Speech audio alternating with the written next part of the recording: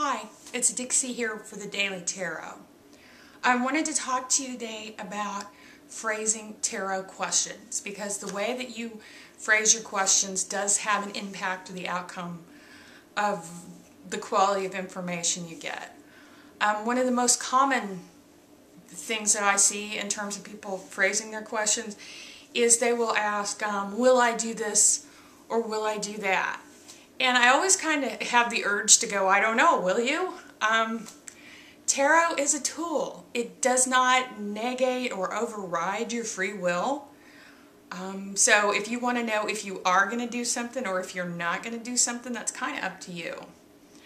It's sort of like an astrologer can look at a chart or you know look at upcoming transits and go, okay, within the next 6 months this person is going to be feeling a lot of restriction at work or whatever. Does that mean he's going to quit his job?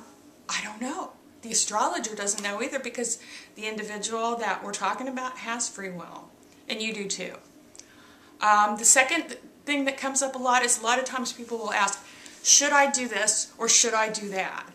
And I'm a little iffy on should questions too. I mean, I understand the point of what you're asking is, you know, would this be a better decision or would that be a better decision? But a lot of times when you ask should, it implies a moral imperative. And not every question you ask has a moral imperative. I mean, if you were to ask the tarot, should I quit my job? Well, you know, there might be both benefits to quitting your job and costs to quitting your job. You know, it's one thing to ask, would I be happier staying at my job or leaving my job or whatever, or what could I expect if? And then the other problem that you see frequently with should questions is a lot of times they assume that there are only two alternatives, and many times there are other alternatives or other permutations that you haven't thought of. So, I think that it's limiting. And the fact that should implies a moral imperative in and of itself bothers me a little bit because I don't see the tarot as inherently judgmental. You know, like, oh, this is right and this is wrong and this is what you do. It's not up to you, up to the tarot to determine your values. You know, your values are your own to determine. Tarot can help give you advice or information. And then the other kind of general thing is predictive questions. You know, what's going to happen in the future? That's one of the things that draws people to tarot.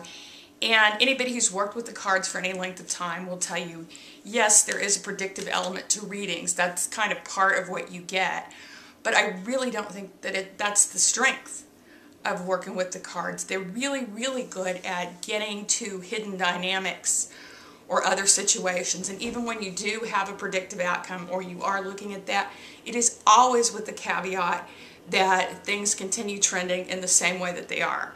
But if you're looking at a situation that you're involved in, that there are other people involved in, you know, sometimes many, and outside forces involved in, yeah, all of these elements, there's free will and there are choices and there are circumstances that come into play. So things don't always stay the same. So, I mean, bear that in mind. It's fine. You can ask for a general reading and those work too. But when you are asking questions, be clear and be specific. I mean, asking, will I get married? Well, number one, it's your choice. And number two, when? Are you talking about, are you going to get married in the next 6 months or the next 60 years? You know, these are, it's too open-ended. So be clear about what you really want to know. And you'll tend to have better results with your readings. That's it for today. I hope that was helpful to you, and I wish you all the best in using the tarot as a tool. I hope that it works out wonderfully for you. Take care and peace out from Dixie.